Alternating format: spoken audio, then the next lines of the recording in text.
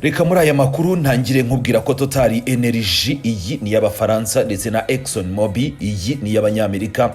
Ibigo bibiri rutura bikorera muri Cabo Delgado byamaze kwemererwa mu buryo budasubirwaho gukomeza gukorana n'ingabo z'igihugu cy'u Rwanda muri Mozambique, nubwo hari ibihano byafatiwe ingabo z'u Rwanda na Leta Zunze Ubumwe za Amerika, ariko kandi bino bigo byo byemerewe gukomeza gukorana n'ingabo zarwo. Turaza kubigarukaho tunarebera hamwe impamvu Ububirigi bwo bwasabye impande zihanganye muri Repubulika Iharanira Demokarasi ya Kongo kubahiriza agahenge, ariko kandi bibara bivuga mu gihe Ebola ikomeje gukwirakwira hirya no hino. Tukivuga kuri Ebola ndakubwira ko noneho ibyayo byongeye guhindura isura kubera ko igihugu cy'abaturanyi cya Uganda bidasubirwaho mu kanya kashize cyemeje izindi kesi 3 za Ebola, harimo n'umugore ukomoka muri Repubulika Iharanira Demokarasi ya Kongo. Iki gihugu kimaze kwemeza izo kesi zindi 3 mu gihe kesi ya mbere n'ubundi yari umuturage wa Repubulika Iharanira Demokarasi ya Kongo wanahitamwe niyo ndwara ya Ebola ku butaka bwa Uganda. Ndaza rero no kugaruka ku makuru mashya ku rugamba, nkubwire ko AFC M23 kuva mu gitondo n'ubundi ikomeje kumishwaho ibibombe by'amasasu muri Minembwe na Masisi, ariko kandi saho gusa muri Kivu y'Amajyepfo wenda, dore ko no muri Kivu y'Amajyaruguru ingabo za FARDC naho noneho zatangiye kuhakoresha ibisasu bya za drone ku birindiro bya AFC M23 ahitwa Rusamambu muri Warikare. Ayo makuru nayo ndaza kuyagarukaho ngana ku musozo, ndakugezaho aya makuru mashya yemeza ko nyakubahwa Perezida wa Repubulika y'igihugu cy'u Rwanda Paul Kagame yirukanye abakozi hafi 300 ba RCS barimo n'abaofisiye. Hanyuma nze no kukubwira ko AFC M23 yavuze ku byuko yaba yarambuwe na FARDC na Wazalendo uduce 8. na amakuru amazi iminsi agarukaho cyane. Reba hasi handitse subscribe, na amakuru menshi cyane uzajya ukomeza kubonera ku gihereka ntizimbye mu magambo. Ntangire nkubwira ko ibigo bibiri bikomeye cyane ku isi mu by'ingufu Total Energy ndetse na Exxon Mobil ibi byemereye gukomeza gukorana n'ingabo z'igihugu cy'u Rwanda RDF muri Cabo Delgado muri Mozambique, nubwo muri Werurwe 2026 hari ibihano byari byafashwe n'urwego rwa Leta Zunze Ubumwe za Amerika rushinzwe kugenzura imitungo y'amahanga OFAC rukorera munsi ya Ministeri y'Imari ya Leta Zunze Ubumwe za Amerika. Y'amakuru yagaragaje ko ibikorwa by'umutekano bikorwa n'ingabo z'u Rwanda muri Cabo Delgado ko bikomeje gufatwa nk'ibifite akamaro gakomeye ni ku nyungu z'ibigo bikomeye bikora mu rwego rwa gaze naturelle.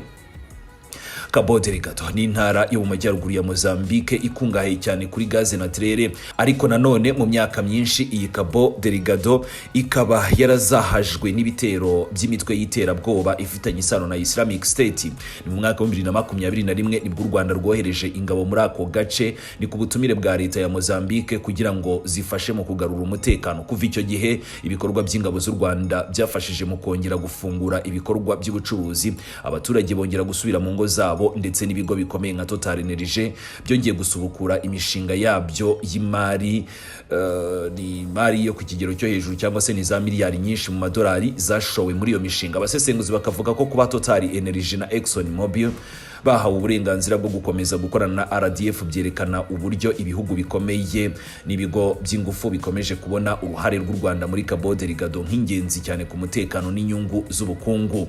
Aya makuru ashobora kongera kugaragaza uburyo u Rwanda rukomeje kugira uruhare rukomeye mu bibazo by'umutekano n'ingufu ku mugabane wa Afrika. Natangiye mbigarukaho. Minisitiri w'ububanyi n'amahanga w'Ububirigi Maxime Prévost yasabye impande zose zihanganye mu burasirazuba bwa Repubulika Iharanira Demokarasi ya Kongo kubahiriza agahenge ndetse no korohereza ibikorwa by'ubutabazi, cyane cyane muri iki gihe akarere gahanganye n'icyorezo cya Ebola. Ni mu butumwa yashyize hanze yavuze ko mu Bubirigi ngo hakomeje ibikorwa byose bishoboka bya kinyangamugayo, cyangwa se ngo bakomeje gukorana n'amatsinda atandukanye ashinzwe akarere k'ibiyaga bigari, kandi ngo baragaragaza neza ko bahangayikishijwe n'uko intambara ikomeje, ni mu gihe Ebola nayo ikomeje gukwirakwira. Ni mu butumwa mu kanya Maxime Prévost yanyujije ku rubuga rwe rwa X yagize ati turahamagarira impande zose kubahiriza agahenge ndetse no gutuma ibikorwa by'ubutabazi bishoboka, cyane cyane muri iki gihe icyorezo cya Ebola gikomeje gutuma abaturage bajya mu kaga. Turifuza ko ibice kuri ubu ngubu biri kweramo imirwano ko byaba noneho ahantu horoherejwe ubutabazi ku kigero cyo hejuru. Yanavuze ko Ububirigi ishyigikiye Angola mu bikorwa byayo byo gushaka ibiganiro bihuriweho n'impande zose ziri muri Kongo. Aya magambo aje mu gihe imirwano hagati ya FARDC na FC M23 ikomeje gukaza umurego, abaturage benshi bakomeje guhunga ndetse Ebola nayo ikomeje gutera impungenge mu burasirazuba bwa Repubulika Iharanira Demokarasi ya Kongo. Ubutumwa bw'Ububiligi bushobora kongera igitutu mpuzamahanga ku mpande zihanganye kugira ngo zongere ibiganiro by'amahoro.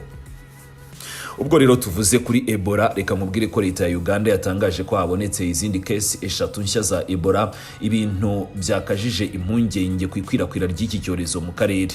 Nkuko byatangajwe n'inzego z'ubuzima muri Uganda, abantu bashya banduye barimo umushoferi wo muri Uganda. Uyu mugabo ngo yaratwaye umuntu wa mbere byemejwe ko afite Ebola muri Uganda, kuri ubu ngubu akaba arimo gukurikiranwa mu kigo cyihariye. Naho umuntu wa kabiri ni umukozi wo mu rwego rw'ubuzima. Uyu mukozi w'umugore yanduye nyuma yo kwita ku murwayi wa Ebola, nawe arimo guhabwa ubutabazi ku kigero cyo hejuru. Inzego z'ubuzima zavuze ko aba bantu bombi bari basanzwe bari ku rutonde rw'abantu bakurikiranwaga kubera kuba barahuye n'umurwayi wa mbere wanduye iki cyorezo cyangwa se wakigejeje mu gihugu cya Uganda, we cyamaze no kumuhitana. Naho wa gatatu ni umugore ukomoka muri Kongo. Case ya gatatu ni umugore wo muri Repubulika Iharanira Demokarasi ya Kongo. Aya makuru yongeye gutera impungenge ko Ebola ishobora gukomeza gukwirakwira hagati ya Uganda n'ibihugu byo mu karere. Abasesenguzi mu by'ubuzima bakavuga ko kuba hari urujya n'uruza rukomeje hagati y'ibihugu bitandukanye byo mu karere bishobora kuba imbarutso y'uko iki cyorezo gishobora gukomeza gukwirakwira. Aya makuru aje mu gihe Amerika, Canada n'ibindi bihugu byamaze gushora nabyo imari mu gukomeza gukumira iki cyorezo ko cyagera ku butaka bwabo, ariko nabo bakomeje gusohora impuruza ni ku ngendo zerekeza muri bimwe mu bice bitandukanye bya Kongo na Uganda, bagaragaza ko byanze bikunze kaho hantu hari amahirwe menshi yo kuba abahatemberera bashobora guhura n'icyo cyorezo cya Ebola. Mu kanya kashize umuvugizi wa FC M23 bwana Lawrence Kanyuka yashyize hanze itangazo rishinja leta ya Kinshasa gukomeza ibikorwa bya gisirikare no kurenga ku masezerano y'agahenge. Ni mu itangazo ryasohowe kuri uyu wa 23 Gicurasi 2026, AFC M23 yavuze ko hagati ya tariki 22 na 23 Gicurasi ingabo za leta ya Kongo n'abafatanya bikorwa cyangwa se nabo bafatanyije ngo bagabye ibitero mu misozi ya Minembwe, cyane cyane mu duce twa Mikenye, Gakenke, Bidegu, Karingi ndetse na Karongi. AFC M23 yavuze ko ibyo bitero ngo byakozwe hakoreshejwe drone zo mu bwoko bwa kamikazi ndetse na za drone zitwa KT-6. Uyu mutwe wanavuze ko muri Masisi ingabo za Kinshasa ngo naho zikomeje kwarasa ibisasu biremereye mu duce twa Kinigi n'inkengero z'utwo duce. Kanyuka yavuze ko ibyo bitero ngo bikomeje guhitana abasivile, gusenya ibikorwa by'abaturage no gutuma abantu ibihumbi n'ibihumbi bahunga ingo zabo. AFC M23 yashinje leta ya Kinshasa gukomeza politiki y'intambara ndetse no kurenga ku masezerano yose y'amahoro. Uyu mutwe washinje bamwe mu bakinnyi mpuzamahanga guhishira ibikorwa bya Kinshasa binyuze mu guceceka, kudafata ibyemezo cyangwa se wenda gutanga ubufasha butaziguye. Kanyuka yavuze ko AFC M23 izakomeza ibyo yise kurinda abaturage ndetse no guhangana n'ibyo yise ubwicanyi bw'akarengane, ibikorwa birimo gukorerwa abaturage mu burasirazuba bwa Repubulika Iharanira Demokarasi ya Kongo. Iri tangazo rije mu gihe imirwano ikomeje gukaza umurego, ikibazo cya Ebola kirimo gukwirakwira ndetse abaturage bo mu burasirazuba bwa Kongo bakomeje kuba hagati y'intambara n'ibibazo by'ubuzima. Turacyavuga ku makuru mashya ajyanye n'urugamba cyangwa se amakuru mashya ku rugamba. Ibisasu byatewe na drone z'ingabo za leta ya Kongo FARDC byibasira ibirindiro bya FC M23 biherereye i Rusamambu ni muri groupement ya Ikobo territoire ya Walikale ni mu ntara Kivu y'Amajyaruguru kuri uyu wa gatanu.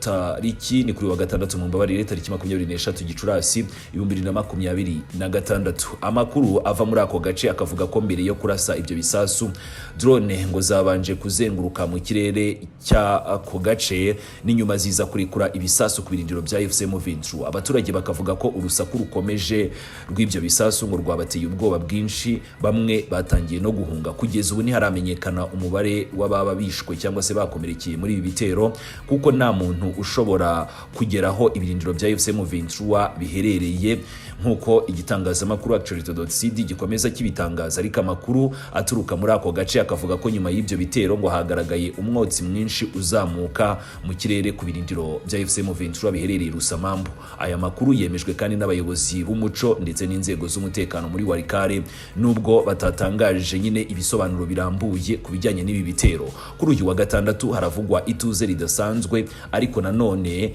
ngo ubwoba bukomeje kugenda bwiyongera ko byanze bikunze imirwano ishobora gufata indi ntera. Ibi bibaye mu gihe abaturage benshi bari baramaze guhunga ako gace kubera imirwano. Ibikorwa bya gisirikare bikomeje nabyo kuhavugwa. Imiryango myinshi kuri ubu ngubu y'abaturage yahungiye mu duce twa Kanyabayonga, Kirumbu na Miriki, udasize na Ruofu. Ni uduce duherereye muri teritwari ya Rubero, ahavugwa byibura ko hari umutekano ugereranyije. Urwego rw'u Rwanda rushinzwe igorora RCS rwatangaje ko nyakubahwa Perezida wa Repubulika y'Igihugu cy'u Rwanda Paul Kagame ko yirukanye abakozi barwo 296 harimo nabo ku rwego rw'abaofisiye. RCS ni mu itangazo yasohoye yavuze ko mu birukanwe harimo abaofisiye bakuru 6, abaofisiye bato 13 ndetse n'abasuzofisiye n'abawada 277. Uru rwego rwavuze kandi ko hari n'abaofisiye bakuru n'abato 5 basubijwe mu buzima busanzwe. Muri izo mpinduka kandi nyakubahwa Perezida wa Repubulika y'Igihugu cy'u Rwanda akaba yemeye kuzamura mu ntera abakozi 742 ba RCS bakoze neza inshingano zabo. Ni muri abo baofisiye bakuru bazamuwe mu ntera harimo abari ba superintendent 46 bahawe ipeti rya senior superintendent. Ni mu cyiciro cy'aba baofisiye bato ba chief inspector 37 bahawe ipeti rya superintendent. Ni mu gihe ba inspector 18 bahawe ipeti rya chief inspector, naho ba assistant inspector 10 bahawe ipeti rya inspector. Ni muri abo basuzofisiye n'abawada ba senior sergeant 188 bahawe ipeti rya chief sergeant, naho ba sergeant 67 bahabwa ipeti rya senior sergeant.